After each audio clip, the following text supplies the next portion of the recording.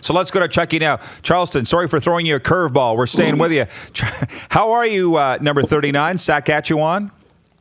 No, I'm doing pretty good. I just finished working out. Good. Well, I appreciate you having on. Now, when you say everything's working out, are you talking about technically or the fact that we might actually start getting back to pro sports here sooner than later? Oh man, I hope we start giving back to pro sports. We got to see what happens, man. It's only time will tell at this point. What is the buzz amongst the pro football guys, by the way? I mean, the fans are all talking about how this may come to fruition. You probably heard in the NFL, they're saying this might happen with empty stadiums. What are the players talking about this morning with this news? I mean, if you have to play, continue with the season and play in an empty stadium, then that's what it calls for, especially to keep all the fans safe.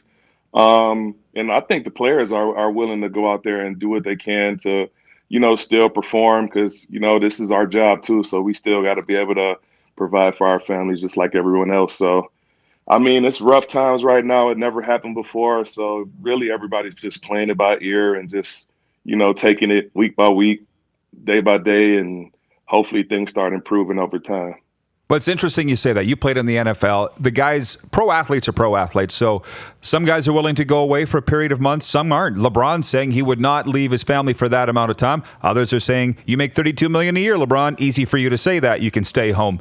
Where do you fall on that side of the ledger? Are you thinking most guys would be willing to spend that time away? If basically I'm saying do what needs to be done to play pro ball? I mean, sometimes you just got to do what needs to be done to play pro football. You got to enjoy the time right now while you're spending with your family. This is a different situation where you can just stay inside and really isolate and, do the stuff that you normally don't do. So, I mean, I've been doing a lot of cooking so far and homing in on my cooking skills and learning how to make new things and, being more creative when I'm working out. So I've been running stairs in my building and doing all kind of crazy stuff here and there all over. We've been asking the players. We've had two on earlier today, Kamal Pedersen and Mark and Michelle. You'd know both of them, asking about their workouts. What are you doing? Steps are one thing, cardio. What about weights? I mean, how from a normal offseason to now, how close are you? Man, I mean, like I said, you just got to be creative. So I've been doing everything I can to get outside and run outside. So I've been clocking about 6 kilometers a day running outside. For all my Americans out there, that's about 3.4 miles. I've really been running stairs. That's really what I just got done doing with one of my teammates. We run about 12 flights of stairs, maybe twice a week. We run hills every day. We do push-ups on every floor. So we do about at least 500 to 600 push-ups a day. So we really just trying to be as creative as possible to stay in shape. Are you feeling good? I feel great. Just as good as the past years. Oh, good. And that's the main thing. Because some guys would just feel out of sorts, out of their routine. And I'm sure there is a bit of that with you, but as long as you're feeling good, that's the main thing. Jack Fulton's watching from Calgary. He writes in, he says, Charleston is the GOAT. Without a doubt. I used to call him the Gladiator when he was in Cowtown. All the best. That's from Jack. And to be honest, Charleston, I think we're all very excited to see you pursue that all-time sack record. You've vowed that you're going to get it done. So, you got to get back playing, right? How much is that in the back of your mind or the front of your mind these days? I know, man. It really extended my timeline of when I was going to get it done. So now that, it feels like the season's going to be cut a little short this year. I mean, it's going to make me have to work just a little bit harder than what I normally work. So I really got to push forward now and really, fight to stay on track and, fight to break this record. How are you feeling health-wise? There was, I guess, some work done on your elbow within the last, 6 to 8 months. You feeling good that way? Yeah, I made a full recovery back from my elbow, so my elbow feels great. I'll hopefully be playing without a brace this year. I've been lifting weights. I've been working pretty hard back. I came back ahead of schedule, had a good therapist that I worked with, and she got me back right. Here's one for you, Charleston. You're always playing with a chip on your shoulder, and it seems to work for you. Whether it was award voting, snubs, blah, blah, blah. Imagine you'd got all those nominations. Would you be as motivated? I mean, this seems to work for you to have that motor going for you to prove the voters wrong and that kind of thing.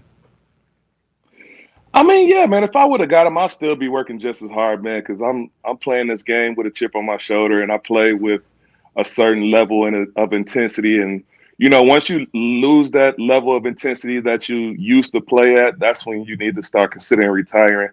And the way I feel right now is I feel like I'm still at the top of my game. I feel like I haven't fell off yet, and I feel like I'm still the best defensive end in this league.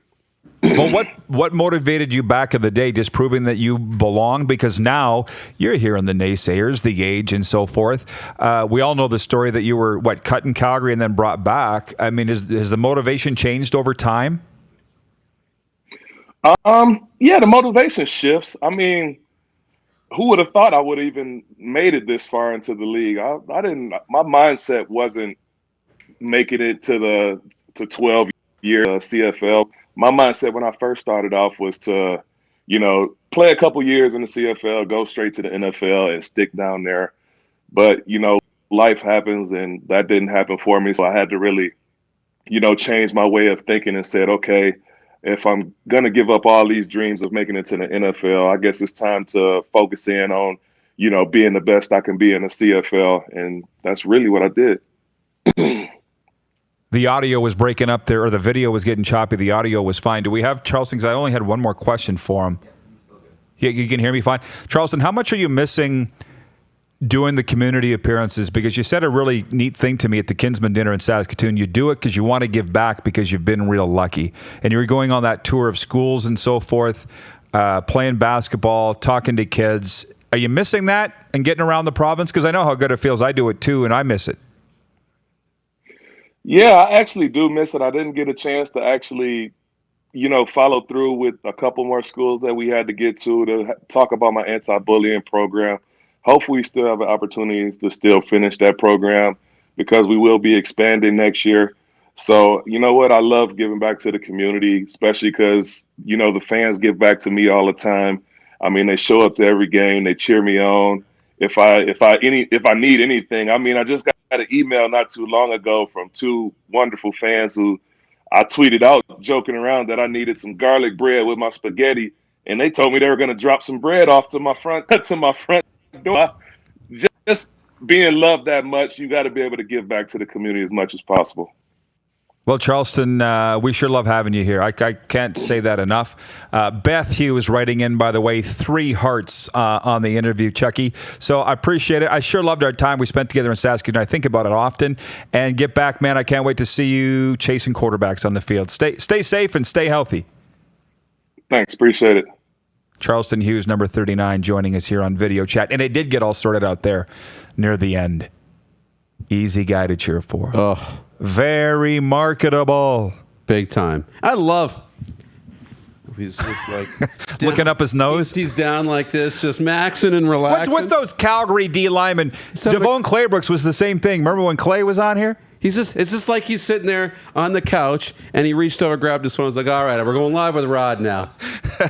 Hang on, I'm live. That's great. It's pretty great. He's comfortable, but that's, you know what, every interaction I've seen with Charleston, that's him. He's so authentically him, and that's why it's so easy to root for the guy. He's smiling like that. He's positive. He's going after the sack record, and I never thought about that missing part of the season or half the season when you're starting to get a little bit older, I mean, you're taking away opportunities for him to get closer to that record. You're watching Rod Pedersen On Demand.